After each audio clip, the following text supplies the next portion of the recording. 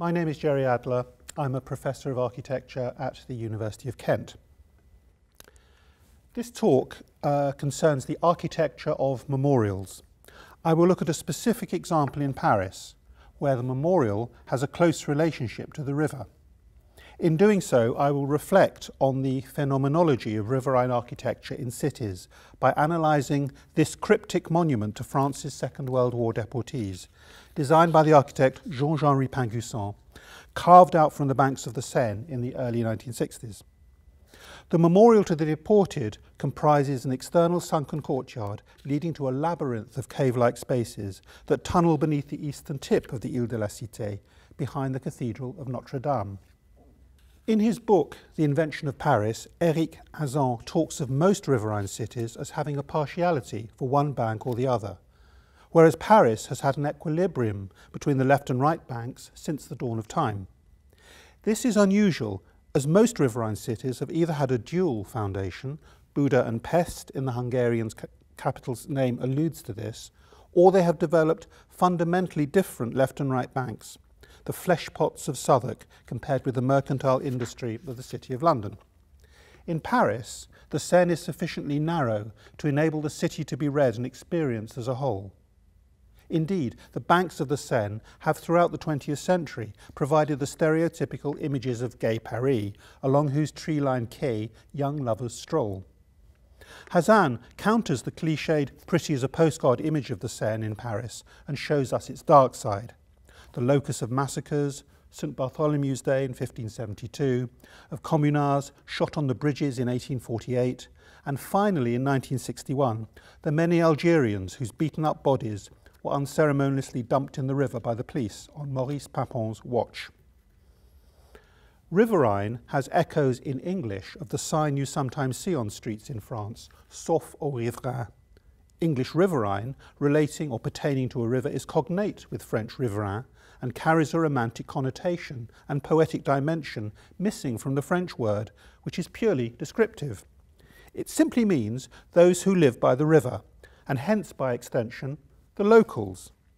This makes sauf au riverain mean only accessible to locals. In other words, don't even try driving your four-wheel drive down this narrow lane to the river, or perish the thought, park there. When you see the sign, it means a rather inaccessible route given to locals, to the narrow passageways leading down to the river, and seeks to bar outsiders from getting too close to the water. Now, in towns, most buildings like to keep a healthy distance between themselves and the flowing water, aside, that is, from those parts that have a necessarily intimate relationship with the water, such as landing stages and warehouses.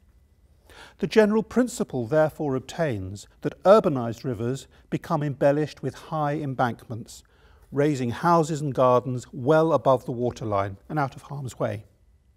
We see this most clearly in those cities with well-developed riverside terraces, such as in Dresden with its Brühlsche Terrassen high above the Elbe, in London with its Adelphi development of the late 18th century, and generally by the banks of the Seine in Paris, where the streets end abruptly in a precipitous canyon into which the river appears to be sunk, to be reached by narrow stone steps accessed through chinks in the rows of closely packed bookstalls lining either bank.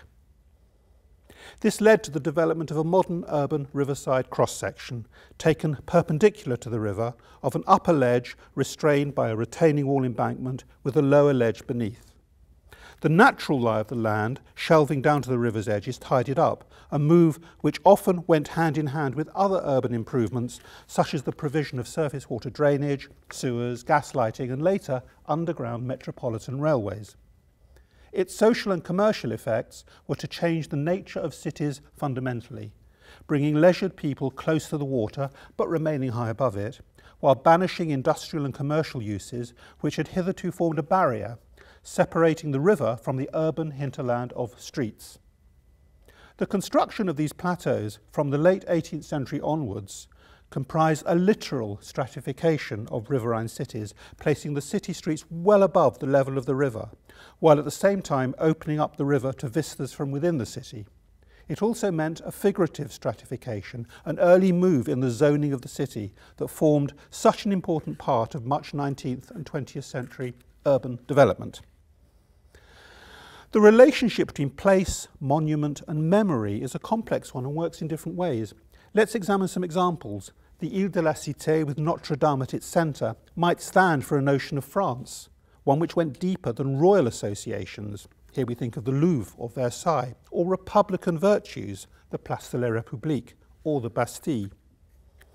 Across the river from Notre Dame on the right bank was the open space known as the Place de Grève. And here the word grève, describing the gravelly bank shelving down to the river, took on the meaning of the popular revolts staged there, such that it has come to mean strike in modern French. Thus, the Place de Grève came to represent the idea of a principled stand against authority, strike. This is a special type of memorial, one where a particular place or structure has been the site of a significant event, and therefore becomes the natural location for any subsequent reenactment or commemoration. This chimes in with the view of the French urban theorist Françoise Chouet, who has argued for the close association of place and memory. However, when it comes to representing the values of the nation or fraternity, quintessential abstractions, it is harder to allocate any specific locations for such monuments. Think of Trafalgar Square in London. What is its relationship to the place in southern Spain, off whose coast Nelson won his celebrated victory? As we shall see, Georges-Henri Pinguisson's memorial does not fit neatly into any of these categories. When it came to the immediate post-war period of the late 1940s, the French were prolific in their efforts to remember the war. The question was, what should the state choose to commemorate? This was not so simple a question as first seems apparent. France was split after the invasion between the north and east, which was occupied by the Germans, and the south and west, which was nominally independent, Vichy France, but actually a vassal of Germany. It's well known that the founding story of the post-war French settlement in the form of the Fourth Republic was predicated on General de Gaulle's myth of the resistance, in which an exaggerated prominence was accorded to those actively promoting rebellion against their German masters or surrogate Vichy puppets. In this version of history, the heroes of the resistance were accorded far greater presence than those French citizens who were seen as having been degraded by being deported to work and eventually die in the East.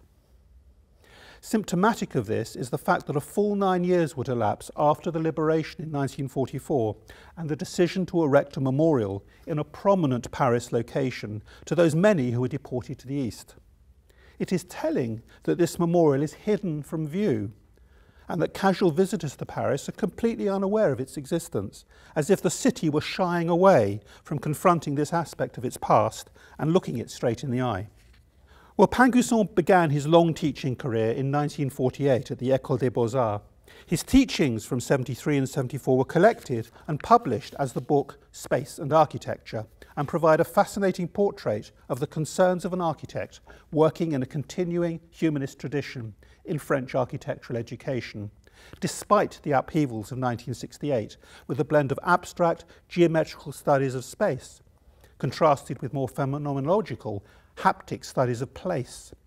That is, how one actually feels and experiences spaces, all refracted through his deep knowledge and love of the architecture of Paris.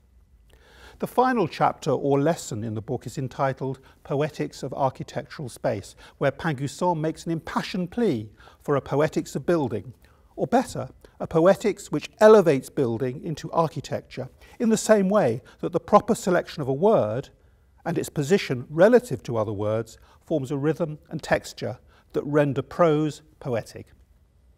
He is at one with his compatriot, the philosopher Gaston Bachelard, in seeing something culturally significant in specific spaces and constructions that allow associations to be fashioned between people's remembered and embodied experience of these places and other emotions and memories at one remove from these places. Pinguisson cites the poet Pierre Emmanuel's injunction to, quote, dream upon a word in order to stimulate the powers of association, end quote. He then invites us to savour the word staircase, escalier, going so far as to suggest that we become it.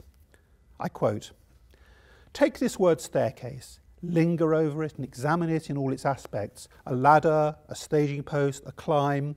Go up as far as the landing from where you set off again towards the top. Taste the word and the object which it brings to life like a divine potion for the spirit. Live this staircase. Feel these marble treads, hard and cold, raising you in silence above your former level. Or hear the wooden steps creak in your attic or garret staircase. Become your staircase. See what it symbolises. By the power of this word, you will make it exist. You will make exist what does not exist. Words become flesh if one contemplates them with love. For an intelligent dreamer, to dream about things is to become aware of things. End quote. Now, this elemental and phenomenological approach to architectural invention and imagination has affinities with a significant contemporary strand of building practice. But first, let us return to the memorial, approach his most significant staircase and see where it leads. When you approach the entrance to the memorial, you see the staircase in front of you, strangely narrow for one that leads to a publicly accessible monument. And you know that's what it is because of a discreet sign at the entrance. And down you go, equally hemmed in by the flanking walls with their carefully bush-hammered surfaces of seamlessly poured concrete. And so the aggregates from all 6 corners of France, and we must remember that l'hexagone, the hexagon, is a word the French use themselves to denote France by referring to its shape as seen on a map. And these are revealed. We know this by reading our monograph on Pangusson. We arrive at the sunken courtyard, hemmed in by the sheer walls of concrete. Ahead, a vaguely geometrical iron trellis, a fixed portcullis, screening an implied watergate, sunken yet again, so that the Seine laps at its edge. Well, the courtyard is indeed empty, but obtruding into it behind you is a pair of massive concrete walls, jutting out free of the ground beneath from what one takes to be a tall retaining wall. Overcoming your misgivings, you enter between them, squeezing yourself through the slot of space as if you were an ear of wheat about to be crushed between the millstones. These seem all the more threatening with their grid of raised discs, a braille message perhaps saying, "To your death." The more or less irregular hexagon of the courtyard is now replaced by the regular form of a crypt, its roughened concrete walls replete with cuneiform-like inscriptions scratched onto them, verses by Robert Desnos, Albert Camus, Jean-Paul Sartre, amongst others. On axis with the entrance slot, burying into the soil of the island, a long gallery extends, its entrance barred by iron gates. This time a dry water gate, barring the way for us mortals to the underworld. But not always dry. At high tide, the Seine intrudes. The monument then is receptive to the nature of the river, allowing its waters ingress. In this way, the structure acts as an index of the level of the river. And on the dark walls of the gallery burns a grid of 200,000 tiny lights, representing the number of French who died in the deportations. The memorial appears as a precise but nonetheless primeval structure. One is reminded of Pangusson's developing portfolio of work for the Catholic Church in France in the 1950s, particularly in Lorraine, and his search for an appropriate mood and character for sacred spaces. This has long been an interest of his, while he had been a contributor to the influential journal Sacred Art since the 1930s. Well, the late 1950s and 60s witnessed an upsurge in architectural writing that sought to escape the narrow confines of any discipline. This ranged from the practical and objective scientific via the anthropological to the downright mystical. Mircea Eliade's writings, for instance, in particular The Sacred and Profane from 1957, sought to rediscover enduring qualities of atavistic behaviours and rites and argued for their spatial analogues. The implication is that scientific man suppresses these ore forms at his peril. Quote, "It is quite likely that the defences of inhabited places and of cities were originally magical defences. These defences, ditches, labyrinths, ramparts, etc., were intended to prevent the invasion of demons and of souls of the dead, rather than any human attack." End quote. Eliade contends that these ancient atavistic memories persist. He said, "Something of the traditional conception of the world survives in its comportment, despite its not always being conscious of this immemorial heritage." End quote. Indeed, the typology of the labyrinth, along with elements of defensive and military architecture, is one deployed by Pingusson to great effect in the layout of this monument. Here, but cryptically, the hidden galleries tracing the life in the south gallery and death in the north gallery of the Deportee, in the level above that of the sunken courtyard, buried within the depth of the curtain wall of the monument. In this way, the monument has three levels of cryptic space: the sunken courtyard, the passageways leading from it, and finally the galleries located above this lower level in the thickness of the river wall. Experiencing Pingusson's memorial, one is struck by its invisibility in the city. One has to delve and dig in order to find it. Of course, once one has discovered it and descended, it is splendid and moving, but it simply does not figure in the city. Of course, there are other examples of absences in memorial architecture, the most impressive example of which is arguably Peter Eisenman's memorial to the murdered Jews of Europe in Berlin, close to the Brandenburg Gate. But perhaps more directly analogous, and one that Pingusson would have known, is the monument to the innocent Romans murdered by the Germans as a reprisal for an attack on them carried out by partisans. The architects Giuseppe Perugini, Mario Fiorentino and Nello Aprile decided to raise a simple slab over the position the bodies lay in, their remains having first been buried in simple graves. This mausoleum at Fosse Ardeatine outside Rome from 1949 appears to be a giant dolmen. Actually, its monolithic appearance belies a more normal, rational concrete rib structure and exerts, just like the Parisian memorial, a powerfully simple experiential attraction. The boldness of Pingusson's initial decision to sink the monument is laudable, in that it runs counter to the tendency of French architecture to the monumental, in the sense of raising a great obelisk or statue and placing it as a landmark in a prominent urban position. In this reading, it is the femininity of the monument, its being an earthbound concavity, that is its most powerful feature. Recalling the great Austrian architect Adolf Loos's account of finding a simple earth mound in a forest clearing and declaring, "This is architecture." It also recalls the chapter Solids and Cavities in Architecture in Steen Ile Rasmussen's book Experiencing Architecture from 1959, published just a few years before the completion of the monument. And here, Rasmussen avers that, quote, "It is not enough to see architecture, you must experience it. You must dwell in the rooms, feel how they close about you, observe how you are naturally led from one to the other," end quote. The architecture of the void and of the absence brings us back to Sauf aux Riverains. Pingusson's work invites us non-locals to break the injunction about getting close to the river, and down we go, only to find ourselves at once below ground level, even with the river, a most disconcerting and discomforting feeling. We imagine ourselves to be intruders into the earth of the island, down by the river's edge, where we are not normally supposed to venture, and intruders in the sense of being not at home amongst the French. In other words, precisely where the French Jews and other undesirables found themselves in the early 1940s before being rounded up and bussed off to the holding camp at Drancy. Pingusson's memorial has the power to evoke aspects of the history of the wartime deportations for those who did not participate in them, and indeed to provoke memories of the dwindling numbers of those remaining today, who as survivors have the capacity, if not always the desire, to remember. Does the memorial embody memories? For Robert Bevan, author of The Destruction of Memory, the built environment, quote, is merely a prompt, a corporeal reminder of the events involved in its construction, use and destruction, end quote. Here Bevan is referring to structures that, having suffered the depredations of war, have become memorials. In the case of French memories of the occupation, the most striking example perhaps is the ruins of the village of Oradour-sur-Glane, the famous martyr village destroyed by the German army as collective punishment for the actions of the local resistance. Here, where 642 villagers were killed and the entire village burnt down. His view is that places and structures do not function as Jungian symbols in ways similar to the collective memory of the Italian architect Aldo Rossi's historic city. They are rather, although he does not say as much, Freudian places of memory, and as such are not linked to any particular topos.